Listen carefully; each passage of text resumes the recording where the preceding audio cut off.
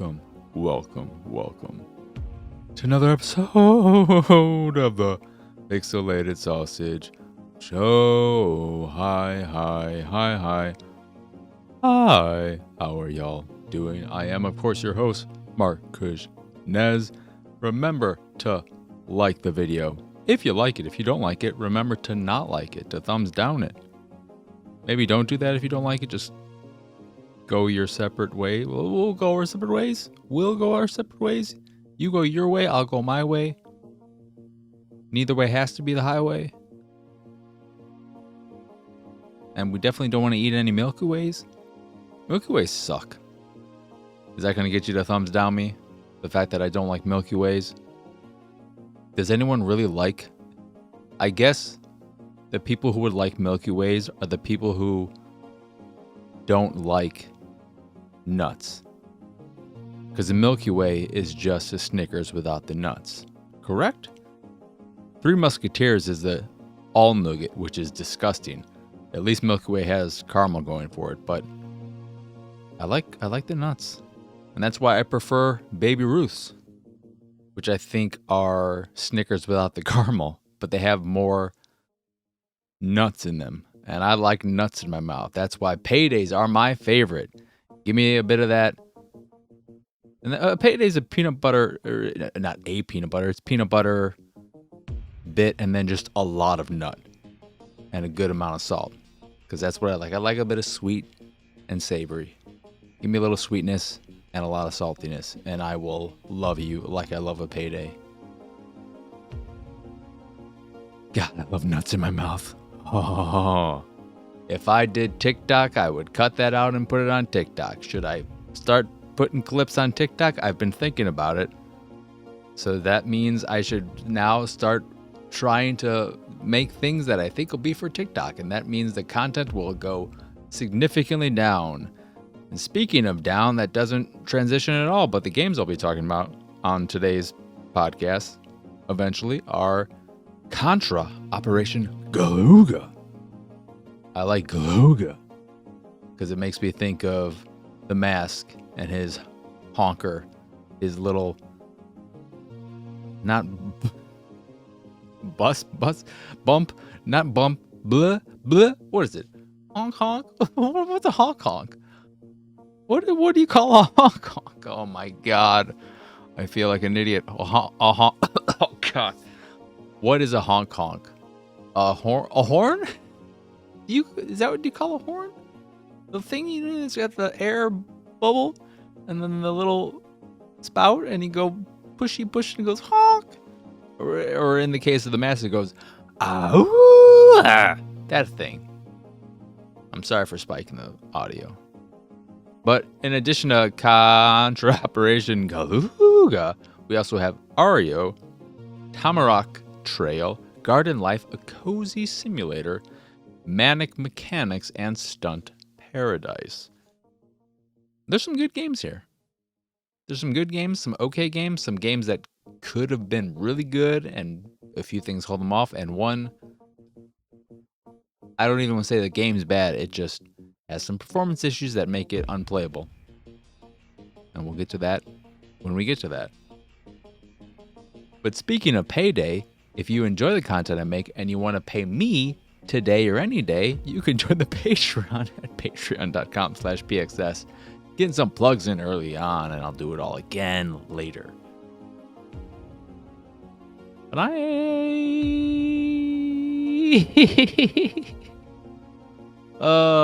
did I talk about Real Genius here? No, that was a Patreon exclusive.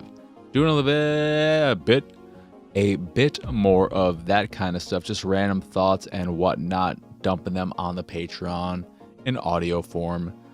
I was going to do video and audio, but then I said, why do the double posting when videos don't make sense?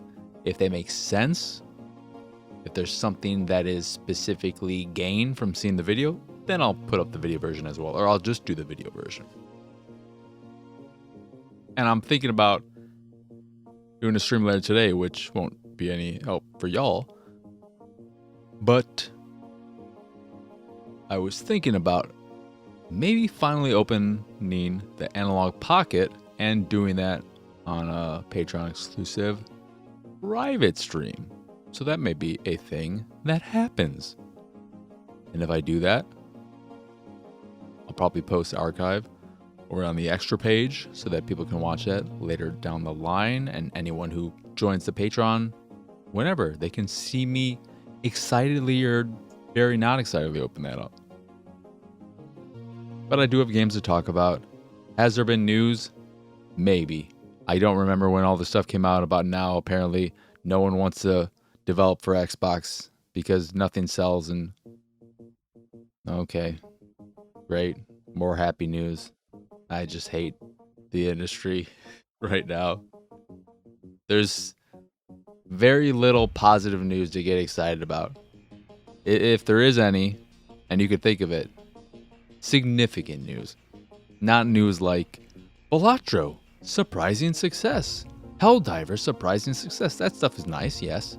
But some more industry-defining news or something, it just seems overall to be a very dour landscape currently. We've had all the layoffs. Xbox seems to be in a big old fucking who knows what anything is happening there. I really hope they announce the handheld that a lot of us, are expecting. Because I think that will probably be the biggest boost to them if they do it. And if it does maybe come out this fall or next spring,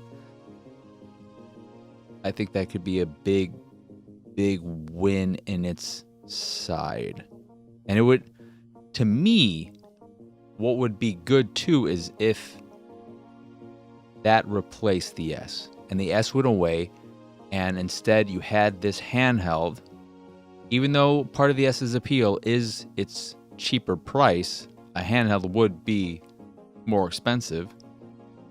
I would assume the way they would do it, it would probably be on par with. So I'm not sure where all the prices fall for the low end ROG Ally, and then there's the ROG Ally. That's Asus. Is that theirs? And then the Lenovo Legion Go. Is that correct? But of course, the Steam Deck is the low end still 400. So 400 to 500, I think, is where they'd want to land. But the all digital white Series X would presumably be 400. It in terms of price and all that, it's going to be kind of weird.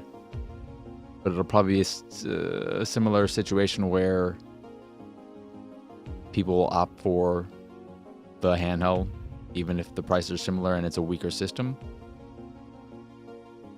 Though I am kind of curious, because I don't know if we've gotten sales numbers for the Steam Deck and know exactly how many units are out there. Because as successful as it's been, I still feel like it's a small fraction of the market, but I could be very wrong. But I'd be surprised if there are over 10 million Steam Decks, but maybe there are. I just don't think we've ever gotten exact numbers. It'd be awesome if we did and it was over 10 million, because that would say a lot. All we can say is that it's definitely been successful enough for Steam, for Valve not to abandon it like it abandons everything else. And I think that says a hell of a lot. But I think it would make sense for the handheld Xbox, the rumored handheld, the hopeful handheld, to replace the Series S and to come with a dock so that you can play it on your TV just like a Switch. And then I think that not only becomes a much more appealing thing to a lot of gamers out there and people who are very devoted to PlayStation or even Switch, but it also negates in my opinion, the complaints a lot of developers have about having this weaker version of the Xbox, because if the weaker version is this handheld version that is similarly powered to the Steam Deck, are Series S and Steam Deck similarly powered? Because you would also factor in the fact that in its current state, the Series S is meant to be a 1080p max 1440p machine, and in handheld it would be 720p, maybe 1080p, but 720p would make more sense. I don't think you need that extra boost in resolution. So what it's able to do should be increased. I am no technical wizard person with any kind of intelligence, so everything I'm saying is coming out of the hole that all those paydays I'd be eating come out of the next day. I'm going to pay for all those days tomorrow, is why they're called paydays. Because you eat a lot of paydays, oh, you'll be paying.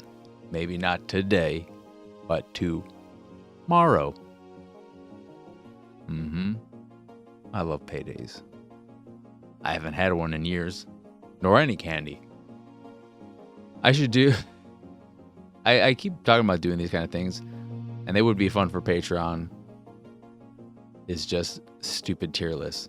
Rate my favorite candy, which I have not eaten in 10 plus years, so who knows if any of it's the same. I'm sure a lot of it's the same. What were we talking about with the hand on the Xbox and all that crap? I guess, it was the whole Xbox, no one wants to develop for it because nobody buys anything on there. And some people say, this game, the Xbox version sold in the dozens, which, if true, then I understand why you wouldn't want to waste your time porting it to Xbox. That's the main news that stood out to me. So let us just get on to what I've been playing. Right after I also talk about the fact that I'm just a little annoyed. I meant to talk about this last episode, and I've touched upon it here and there in previous episodes, more so about Helldivers, but it's continued with Dragon's Dogma 2. I am getting a little annoyed by, and I'm sure we have examples of this every year, but maybe it's because these two titles are two of the bigger games, and it's still early on in the year.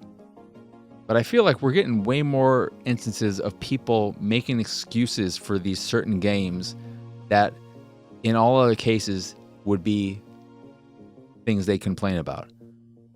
I hearken back to that post on, I think, Polygon, where it was something along the lines of, the mechs in Helldivers 2 control like shit, or they suck, and it makes perfect sense for the universe. It's great. They suck, but for Helldivers 2, it's great. And then we also have Dragon's Dogma 2. This game is archaic in its design, and there's barely any fast travel at all, and it's got all these things that make it kind of annoying, you would think, but for Dragon's Dogma 2, it makes it more immersive. It makes it so much better. It's great. In any other game, I'd fucking hate this. Starfield, you had no fucking mini-maps in your towns? This sucks. You want me to fucking learn the fucking town from just exploring myself organically like I would do in real life? No, that's a bad design choice. Oh, Dragon's Dogma 2, no fast travel because we want you to be in the world? Great. What? I don't know if that was the exact reason why they did that in Starfield. I remember people talking about that, but that might have been their assumptions. I can't remember if Bethesda ever came out and said, this is why we did it this way, but people don't seem to like it.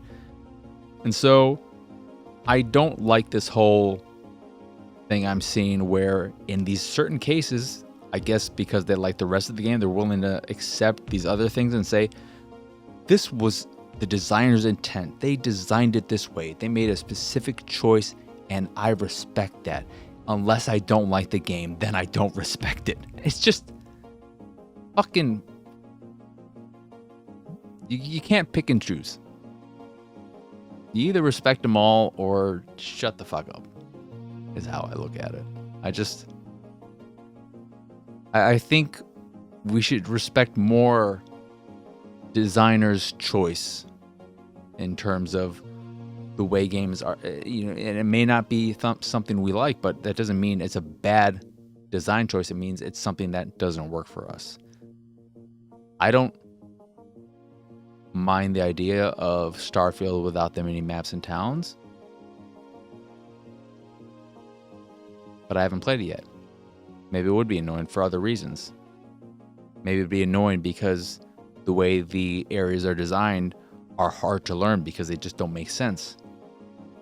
That could be an instance where I like the idea, but the execution, not great because the actual level design is not good.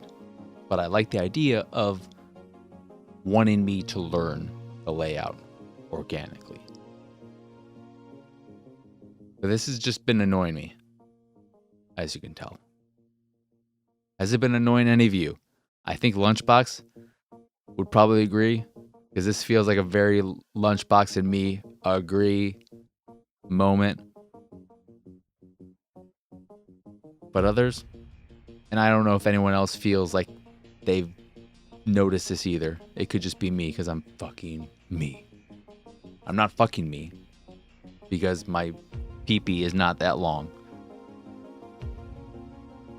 Though if I had a pair of scissors and I was feeling really wild, but I'd also bleed out. Who knows? If I were to cut it off, would I be able to? It would be flaccid. I mean, if you cut off an erection when it's erect, does it stay erect or does it immediately? Let's not talk about this. What are we on about? Okay. Perfect transition. Erection, flaccid, cut off. What happens? Contra, Operation Galuga. That's what happens. So, this is the latest Contra game. I believe it's from Way Forward, and unlike the last Contra game, which I think was called Rogue Corpse and was a 3D game, this is a side-scrolling game with polygonal art. And did I say side-scrolling? I think I said side-scrolling and not 2D. So it's a traditional side-scrolling Contra game. The first level is very much so a hearkening back to the original Contra game in that first level. And there's a lot to the level design. I've played 5 of the, I believe, 8 levels. And there's a lot of stuff that is throwing back to the series. And it's fine. It's fine.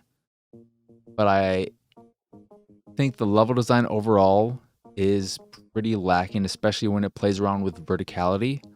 I don't think it does that particularly well. And in some cases, it seemed to not want to work that well in terms of descending when there are times when it wants me to descend. Visually, I don't like it. It has a very shiny look to everything that makes all of the characters, especially all of the models, but even the backgrounds and the environments, look plasticky, like they're toys. Something that would fit more in the Toy Soldier series, which was a good series from years and years ago. But it doesn't feel right for Contra. The visuals are okay, but they seem too cartoony and lack the grit I want from a Contra game. I want more Shattered Soldier than Toy Soldiers. So I don't like the look of it. In terms of the feel, it feels pretty alright. I like that because there's a campaign mode, a story mode, which has more story than I was expecting that I don't give a shit about. But there's also an arcade mode, which is traditional Contra, and then a challenge mode, which asks you to get through a level in a certain amount of time and stuff like that, which is fun. And those things can be kind of addictive because they're typically short. So if you fail, very easy to just try again and try again and try again until you succeed.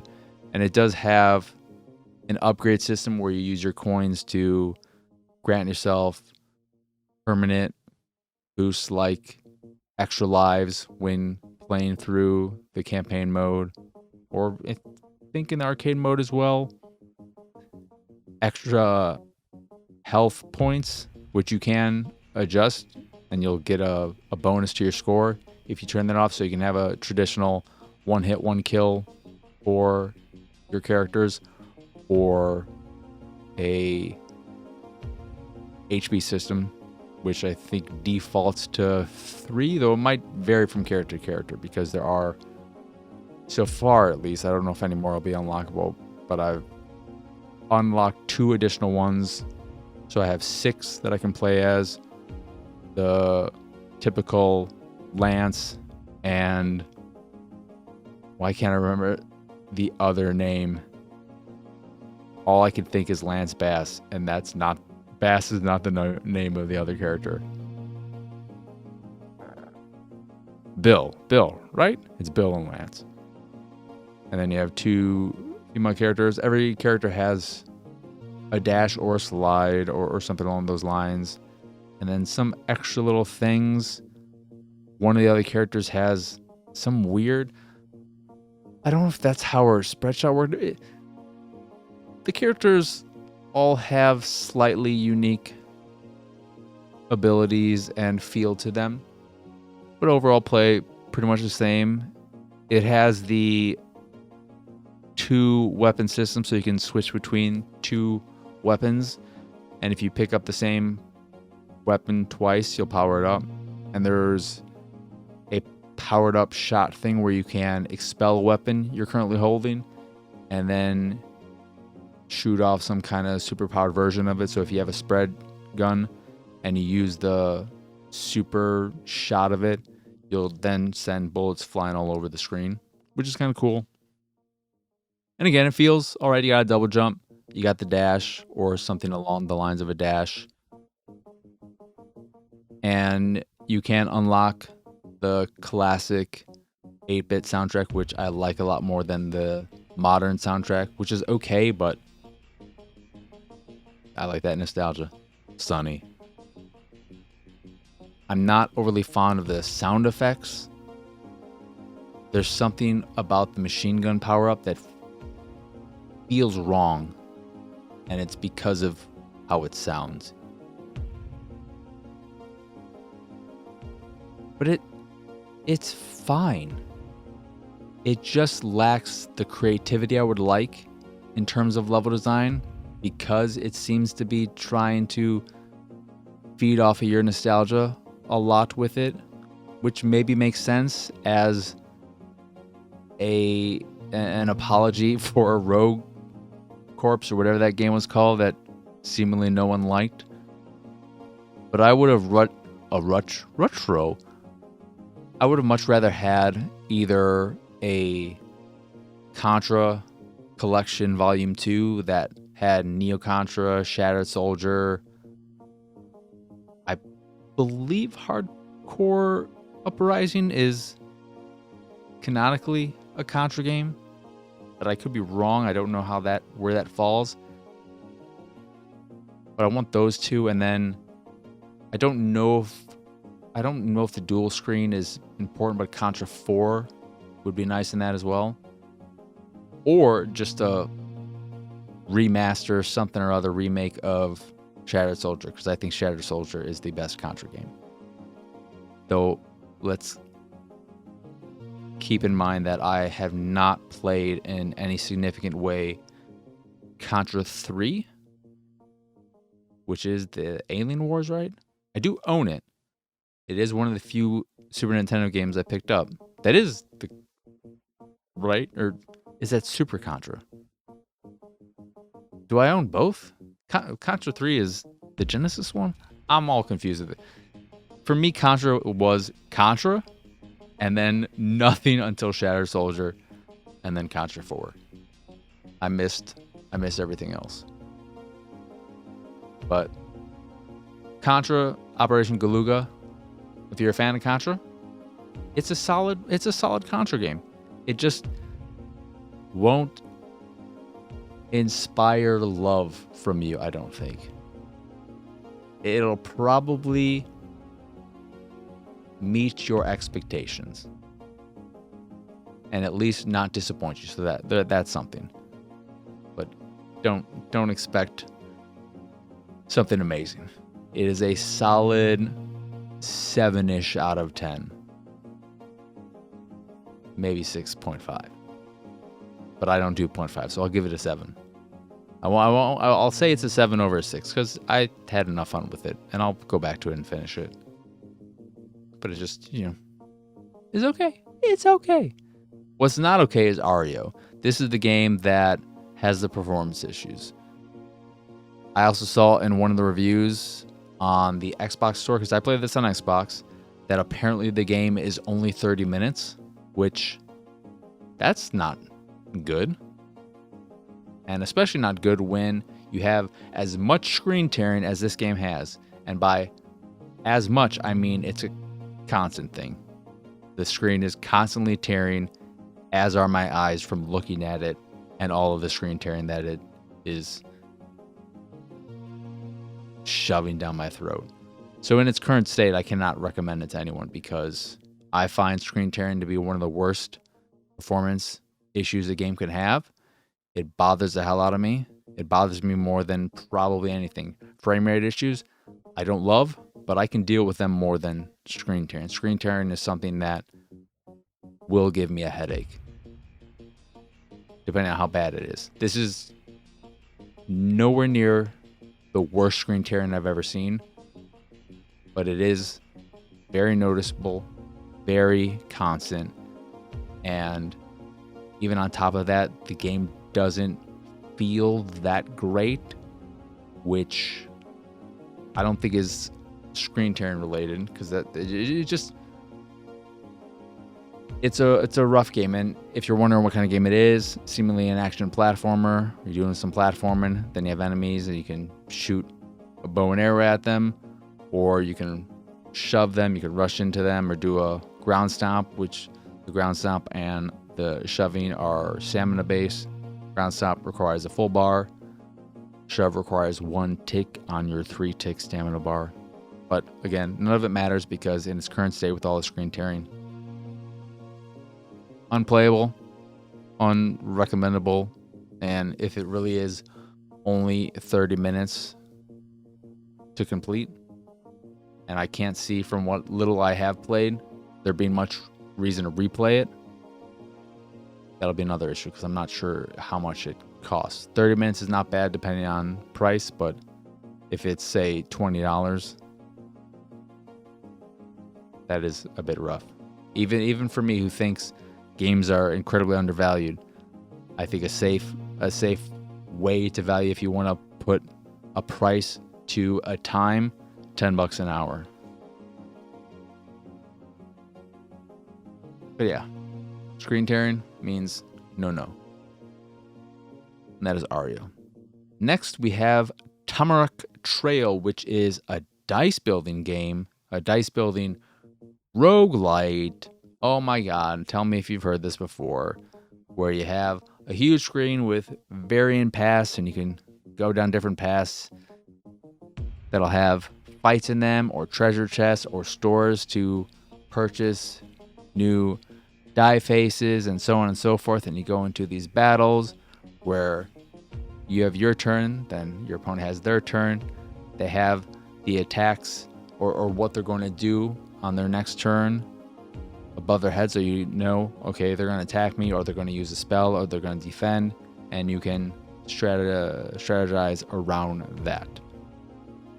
It's all very straightforward from a structure standpoint, but I think there are two, or not two, but where the game loses me is in its onboarding. I don't think it does a great job of teaching people exactly how everything works and what everything is. I was playing the game and didn't exactly understand how the health system worked. And there were times where I thought I had a grasp on it, and then I destroyed an enemy when I thought they still had a lot of health left and was confused. The gameplay is kind of dull and boring. The art is technically proficient and of a high quality, but I don't really like it. And it comes down more so to the color palette choice and the way it's shaded and just the overall feel of it than the actual character designs and the animations, which I think are of a relatively high quality overall. It reminds me of the Banner Saga, which a lot of people love. I didn't love the Banner Saga in terms of the visuals, but I like the Banner Saga more. So I don't love the visuals, but I don't hate them or anything. I just think there's a blandness, lifelessness to them that makes me not super jazzed to be looking at the game. It's a very, very generic in terms of the way it looks, not in design. Fantasy. It just feels like your average, everyday fantasy art style. And it doesn't do a whole lot for me. I wish it was a bit more stylistic in execution. But the gameplay, the rolling of the dice feels very lacking in terms of the physics. And I just couldn't really get into it. I wasn't feeling it. I did a few runs and I started to get more of a grasp on it. It definitely seems like a game that you need to put some time into to get a grasp on how things work and what everything does. But it just wasn't doing anything for me. And that's a bummer because I really liked the dice system in it. I played a fair amount of these games and mostly deck building games, card-based games. So I can't speak to whether or not this is a completely new way of doing it or if this has existed in other dice building games.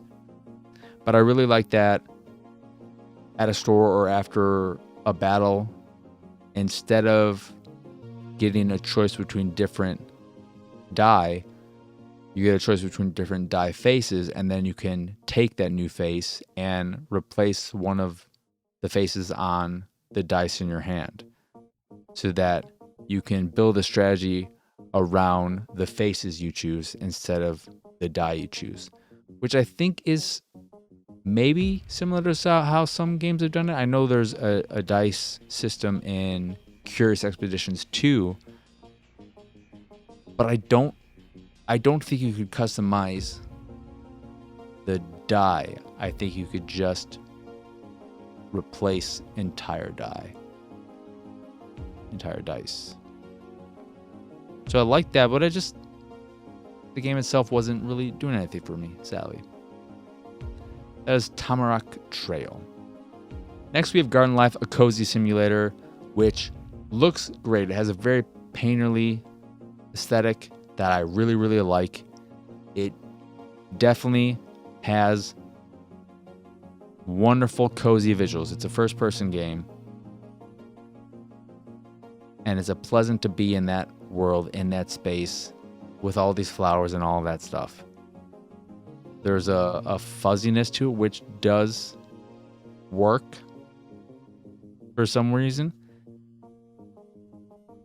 But it loses a lot of cozy points by being unbelievably tedious. You get a lot of tasks, and they want you to give certain amounts of clippings of these flowers and that flowers. Crafting and all that kind of stuff is simple, but Inventory management can be a pain in the butt, especially on gamepad. More so than that, the actual garden work is so fucking annoying. Because if you want to prune a rose bush, for instance, you have to press you pull out your pruning shears, whatever, and you press it every single time to prune one flower. And it can take a long ass time to prune some of these bigger plants. A sunflower that just has the one flower, easy as pie. Is pie easy to make? I don't know. I've never made a pie. Probably not. They don't look super easy. My elbow fell off the table. And it becomes annoying real fast. And no longer cozy. No longer chill. No longer fun. Which is a shame because I like so much of the game. I played a few hours of it and overall I enjoyed it, I guess. But I eventually just stopped because the task I was given and what I had to do started to become less relaxing and more annoying. What I wish they had was some kind of system that when you... Because you can prune something down to basically nothing. You can prune the hell out of something. There's no limitation. And you do have to kind of move the cursor around so that you're pruning where the flowers are after you prune a flower away. Then you don't want to just keep pruning this empty open space. It'll kind of keep giving you new flower heads and all that, but it is way more advantageous to move around like you're actually pruning the bush or the flower or whatever.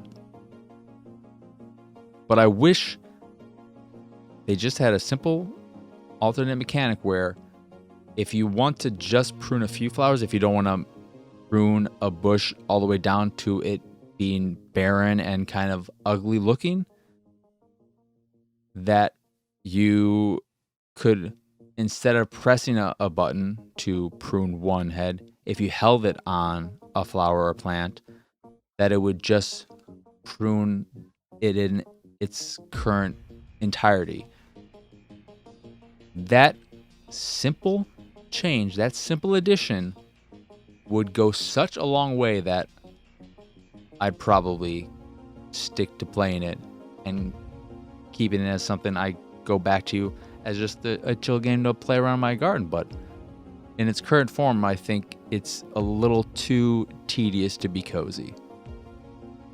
But maybe they'll update it. Maybe they'll do something because of these types of games. This is one of the ones I've enjoyed more, and I really like the way it looks. It definitely looks great. And if you're playing the story mode, it has a story with a ghost, and it's whatever. The characters are fine, but it just looks so nice. And I like the audio with it as well, especially when it's raining. When it's raining, ooh, just don't make me fucking prune the shit out of these fucking rose bushes. Jesus. But that is Garden Life, a cozy simulator. Next is Manic Mechanics, which is an Overcooked-like, where instead of trying to manage a restaurant or a bunch of movers or whatever, you are managing a mechanics place. So cars will come in, and then you'll have to replace the tires on them, or replace the hood, add a spoiler, so on and so forth. Give it a new engine. So you're taking, what do you call beat up cars? Junkers? You're taking junkers and you're breathing new life into them. I have played quite a few of these games, and one of my immediate questions with all of them is, are they viable single player? Because that is, unfortunately, the way I am able to play most of them. And in the case of Manic Mechanics, I think it is. I was surprised. I think it is quite manageable single player. Is it fun single player? It kind of is. You get into a nice flow state of having these cars come in and fixing the parts for them. As you progress deeper and deeper into these levels, they'll throw in obstacles that get in your way. They'll have characters who are trying to junk the cars in there completely, even when you're in mid fixing up. So you'll have to pull a little switch to stop them from grabbing them with a magnet and pulling them away and destroying them, and so on. And the mechanics of these various parts and fixing them, like a tire and engine or painting things, are simple, but I like them. So with tires, you mash a button and you want to keep it in the green bar. With painting, you will hold the button and then use the analog stick to hold left and right until you're in the green bar to let go. And that back and forth feels pretty good. And then with the engine, using your tools, you hold the button and let go of it when it's in the green. And all those are simple, but they're all slightly different and feel good and satisfying. You have a little dash. The work area will get dirty over time, and you can mop that up, but you don't have to worry about cleaning the area unless you do utilize dashing a lot, because then you'll slip. But there's a real generousness with the throwing of items. So if you fix a tire and you want to put it on a car and the car's on the other in the other corner, you can throw it and feel way more confident than you probably expect that it will find its way onto the car, which is really nice, especially when playing solo. I do think the game would be a lot more fun with other people, as all these kinds of games are, but I was surprised by how much I enjoyed playing the game so far. It might get to a point where it's unmanageable single player, but getting through the first area and playing a bit of the second area, I was having a good time, and I was able to 3-star every level. So, good on you, Manic Mechanics. I like you. As far as all these kinds of Overcooked and so on, moving out, etc. games go, Manic Mechanics might be my favorite for solo play. So that's maybe saying something or maybe not saying all that much, but I was surprised. I was pleasantly surprised. And then Stunt Paradise is sort of a Trials-like, where you're going through these basically side-scrolling levels in a vehicle, rotating your car to make sure you land in a way so that your car won't get destroyed when you're doing little flips and wanting to land on a ramp or this or that the way you should. It has...